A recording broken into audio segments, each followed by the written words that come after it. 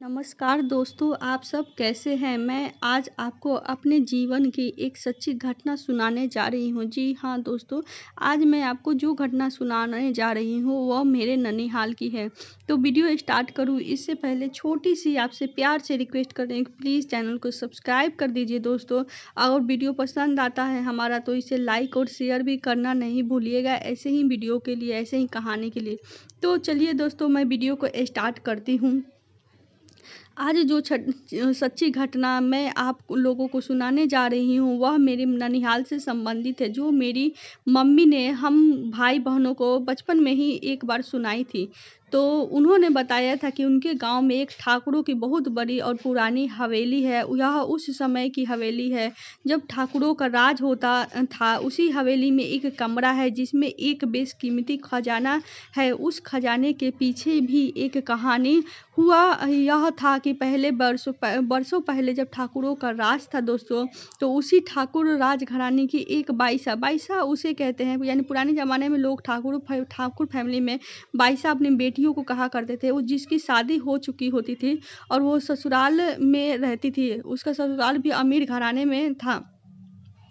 उस बाईसा का जो लड़की थी उसका कोई भी संतान नहीं था। कम उम्र में ही विधवा हो जाने की वजह से एक दिन उसने सोचा कि मेरी खुद की तो कोई संतान नहीं है, मेरे देवर जेठ काका ससुर सभी मेरे हिस्से के इस खजाने को हड़प लेंगे। यह सोचकर उसने रात में कई ऊँट पर अपना वह सारा जितना उसका धन संपत्ति खजाना था वो सारा बांध कर और बैठ कर रात को सफ़र करके अपने मायके में आ गई। अपने मायके आकर वह फिर हवेली में सबके साथ रहने लगी और अपने कमरे में अपना सारा खजाना रख लिया। मेरी मम्मी ने बताया कि उसके दादा ने एक बार बताया था कि जब उनके दादा कोई छोटे से थे तो ठाकुरों के बच्चे के साथ खेलने हवेली में जाया करते थे। वह खेल में वे कई बार उस बाईसा जो अब काफ़ी बुजुर्ग हो चुकी थी उसके कमरे में चले जाते। वहाँ उन्होंने देखा था कि बाईसा जिस खाट पर सोती थी उस खाट के चारों पायों के नीचे एक एक सोने की ईंट रखी होती थी। मतलब यह कि उस बाईसा के पास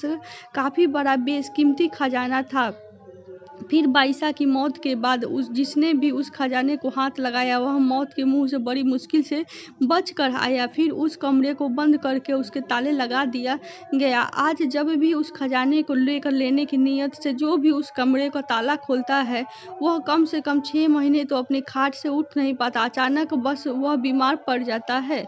कोई इलाज करवाने का कोई फ़ायदा उसे नहीं होता। उस हवेली में आज भी दोस्तों काफ़ी लोग ऐसे रहते हैं जो वे अपनी भलाई के लिए उस खजाने को कभी भी खोलने की नीयत नहीं रखते। गाँव के लोगों का तो ये भी कहना है कि वह खजाना उस बाईसा का है, उसकी तो खुद की कोई संतान नहीं है, इसलिए मैं पितरों के खजाने के बराबर है।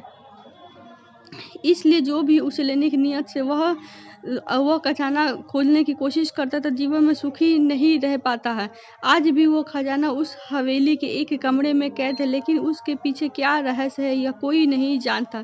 दोस्तों, आज मैं आपको जो ये कहानी सुनाई हूँ ये गुजरात के एक पुराने बाईसा का कहानी है। पुराने घराने के ठाकुर फैमिली की एक बाईसा थी, उन्हीं की ये कहानी मैं आपको सुनाई हूँ।